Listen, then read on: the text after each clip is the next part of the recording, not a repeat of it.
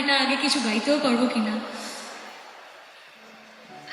কোনো কোনো জিনিসের জন্য কথা বলার দরকার নেই। I think we felt it all, that's what it was. এবার goes bumps and tears and happiness.